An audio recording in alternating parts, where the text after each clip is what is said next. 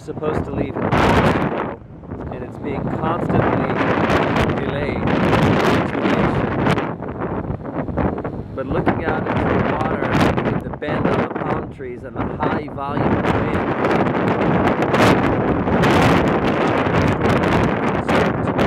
right now, boat.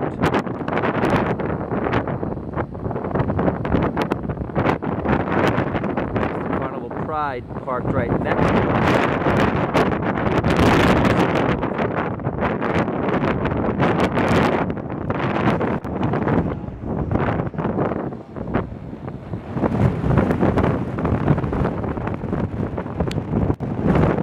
One can only hope it's just high wind.